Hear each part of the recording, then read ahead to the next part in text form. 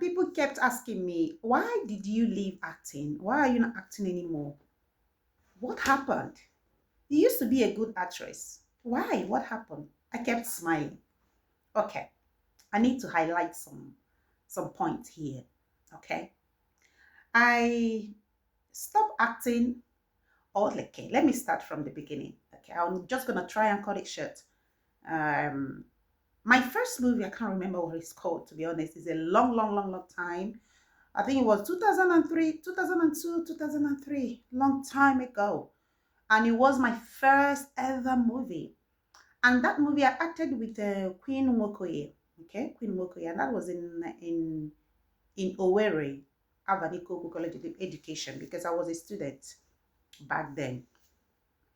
So after that movie, that was my first movie. I did pretty well, but then I didn't think I wanted to further ahead because of my education and because of how strict my family were. Okay, especially my mom. I had to focus on finishing my education. After that, I moved straight to Lagos, University of Lagos, and to complete my studies as well. From there, moved abroad. Okay, so I didn't have that time to kind of start acting and all that, but it was still in me. I used to dance. I'm a very good dancer. Well, I was a very good dancer, not now. I'm getting old now. So I stopped it, got myself well educated. I was into my own ability. Okay. And I decided to, okay, you know what? I want to go back to it and see if I can start acting again. I did.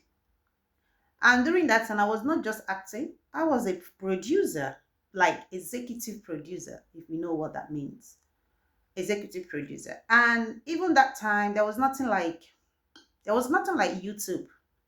was nothing like, you act a movie, you have to, marketers have to be the one to buy your movie, or maybe all these TV stations would have to buy your movie and all that stuff. Ibaka and all that, the many of them during that time. There was nothing like YouTube, if it was like it now, probably, yeah, would have made more sense. But during that time, you make your movie, you give it to your marketer, the marketer will market your movie, and then they'll price whatever you bargain with them, and they'll take your movie, and that's it, job done. Move on. So I quite enjoyed acting during that time, but I felt like it's very demonic. Okay, Nollywood is very demonic. It's not what you think or what you see on TV. It's different. It's deeper than what you think. You gotta come closer into the Nollywood to be able to understand what's happening in it. And that's one of the reasons why, major reason why I left Nollywood, completely left Nollywood, because during that time, obviously, I was a young, very beautiful and young and brilliant, um, lady, trying to do what, trying to belong and all that stuff. I had a lot of opportunities, a lot of people asking me to join this and all that stuff. But because of the background I came from, I had to be very, very, skeptical to kind of mingle with some type of group of friends.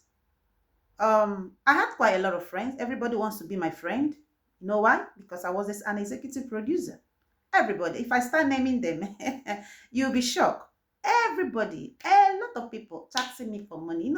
You see all these, there are some stars you see, but when you see them in real life, they're not really stars. It's just because of the movie, maybe one of the movies they acted. Maybe they acted like a queen or acted like a king. But when you see them in real life, my dear, you know go fit collect food from their hand. I'm not bashing them. Why I'm saying is because Nollywood is not as it used to be. Nollywood is demonic. Nollywood can make you go astray. Nollywood can make you frustrated.